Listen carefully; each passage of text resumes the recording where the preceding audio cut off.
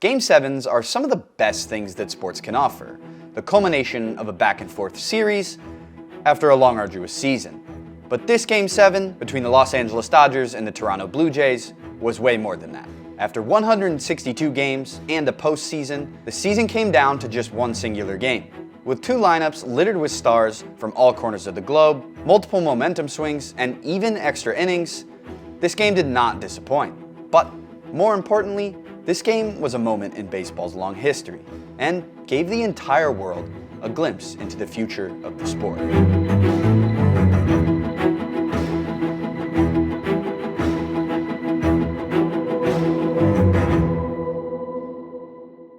To understand the magnitude of this game, let's dive into the context around it. The Los Angeles Dodgers came into the season off a 2024 title, beating the league's most decorated franchise, New York Yankees, in 5 games. The Dodgers were attempting to become the first team to win back-to-back titles since the 1999-2000 Yankees.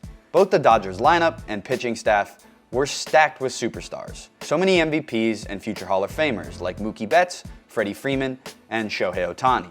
And of course, longtime Dodger legend Clayton Kershaw, who was in the bullpen for what everyone knew would be his last game.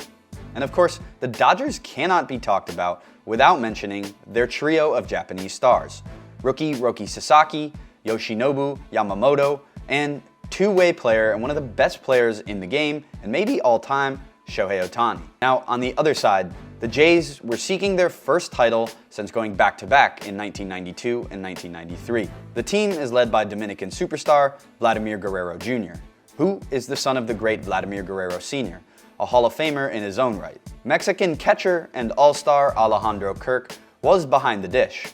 Bo Bichette was at second, and leading off was veteran and former champ George Springer, who was playing through an oblique injury sustained in Game 3. Backed by the entire country of Canada and on their home turf in the Rogers Center, the Jays were searching for glory for the first time in decades against the dynastic Dodgers. The series to this point was a wild one, with role player Addison Barger hitting the first ever pinch hit grand slam in the World Series in Game 1.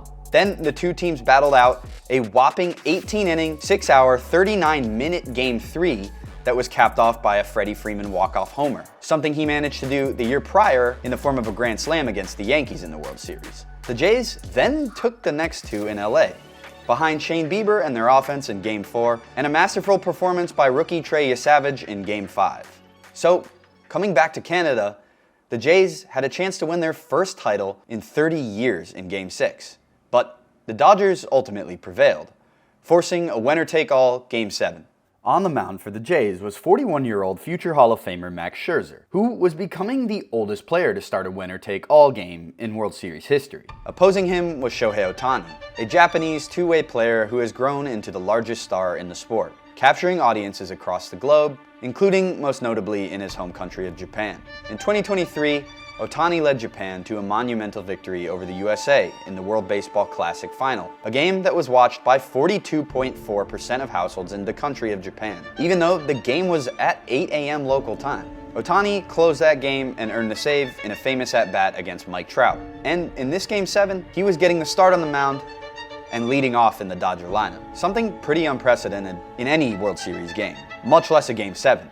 The game got off to a tame start through the first 2 innings, with Ohtani getting out of a jam in the second. But in the third, longtime Jay Bo Bichette got his World Series moment by blasting a 3-run home run to give the Jays a lead. The Dodgers quickly answered with a run of their own in the fourth. In the bottom of the fourth, the benches cleared after Andres Gimenez was hit by a pitch from Dodgers reliever Justin Robleski, making the rest of the game rather tense. The Jays then brought in their phenom starter Trey Yesavage, who started the year in Single A, but had since become a postseason hero for them, tallying 12 strikeouts in a Game 5 victory.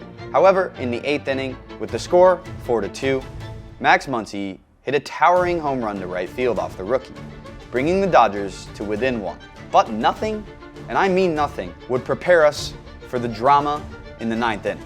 Enter Jays closer Jeff Hoffman, who had only given up 1 earned run in 9 postseason appearances before Game 7 this year, and none in his last 7. Hoffman got Kike Hernandez swinging for the first out, and with the Jays just 2 outs away from their first title in over 30 years, stepping up to the plate was veteran Miguel Rojas. Now, Rojas is a very important player for the Dodgers, but to this point in 2025, he's only slugged 7 home runs. After a few pitches, the count was worked full. Then Hoffman threw a slider down and into Rojas, who dispatched it into the left field pen for a game-tying, season-saving home run. But we're not done with the 9th inning yet. With the game tied at 4, the Jays managed to load the bases with just 1 out in the bottom of the frame, just needing to bring home Isaiah Kiner-Falefa from third base to win the World Series. Next up, with 1 out, Dalton Varsho stepped up. He ended up hitting a ground ball directly at Rojas at second base,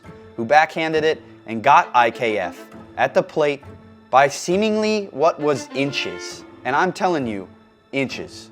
Next up was Ernie Clement, a player who had been released by 2 franchises within the last 4 years, who earlier in the game broke the record for the most hits in a single postseason, and now had a chance to win the World Series for all of Canada. Clement sent a fly ball deep to left center field. The whole crowd held its collective breath as Andy Pages and Kike Hernandez raced back. The 2 outfielders collided, with Pages emerging with the ball in dramatic fashion. The Jays were that close, twice to a World Series title. So, extra innings it was to determine a champion. In the 11th, starter Shane Bieber entered the game for the Jays, the 6th starting pitcher to appear in this game between the 2 teams. After 2 quick outs, Dodger catcher Will Smith stepped up and hit a go-ahead homer, silencing the Rogers Center. But the Jays still had their superstar Vladdy Jr. coming up in the bottom half of the inning to try and tie the game. Standing in the way was the inevitable Yoshinobu Yamamoto, the Japanese superstar righty, pitcher of 2 complete games during the postseason, and had pitched 6 whole innings and 96 pitches in a victory the night before. 0 days rest he's about to pitch on in this winner-take-all Game 7. Despite Yamamoto, Vlad, like he did all postseason, delivered. He gave his team a lifeline by doubling to left to lead off the frame. IKF sacrificed him over, and the Jays were just 90 feet away from extending the game with 1 out. Next was Addison Barger, who drew a walk, putting the double play into effect. And of course, the next hitter, Alejandro Kirk, hit a routine ground ball to shortstop Mookie Betts. And the rest is history. Here's the 0-2 pitch. Kirk bounces one up the middle. Betts to the bag. Over to first to beat the champ. You gotta knock him out. The Dodgers stand tall and win back-to-back titles. This game, this World Series, was insane. 2 franchises on quest for historic titles, playing out in epic fashion. But this Game 7 might be larger than we realize for the sport as a whole. The series featured the game's best player, Shohei Ohtani. The series MVP was won by Yamamoto, and Vlad Jr., hailing from the Dominican Republic, took on the star role of a team from Canada. The series also featured the aforementioned Freddie Freeman, someone who proudly represents Canada, where his parents are from. And Mookie Betts, one of the best players of the last decade and biggest American stars, also captured his 4th championship with the Game 7 win. All of this meant that this Game 7 was the most viewed baseball game in 34 years, dating back to Game 7 of the 1991 World Series, with 51 million people tuning in between the United States, Japan, and Canada. 51 million. That's insane. In Japan, home to Ohtani, Yamamoto, and Sasaki, Game 7 averaged 12 million viewers, despite a 9 a.m. local start time. This comes off the back of the Tokyo series between the Cubs and Dodgers to kick off the season in March. 2 games that averaged over 24 million viewers in Japan. In Canada, the game became the most watched English language broadcast on record outside of the 2010 Vancouver Olympics. The world's attention was on this Game 7, and for that matter, the entire series really. In attendance throughout the series, we had stars like Drake, LeBron, Sydney Sweeney, Justin Bieber, Brad Pitt, and much more. And online, some of the biggest stars and athletes were tuned in. Between this and the final of the World Baseball Classic in 2023, baseball is truly becoming a global phenomenon. Domestically, this Game 7 between the Dodgers and Blue Jays pulled in a whopping 25.98 million viewers. And that's with a team that's not even from the United States. Now, baseball has never been a stranger to global superstars, but the pure volume and talent level of foreign-born stars in the league today is unprecedented and has truly made baseball a global game, bringing fans and viewership along with it. Much like the final of the 2023 World Baseball Classic, World Series Game 7 can be seen as a flashpoint for the future of the sport, marking the immense impact global stars and rule changes have and will continue to have on the future of the game.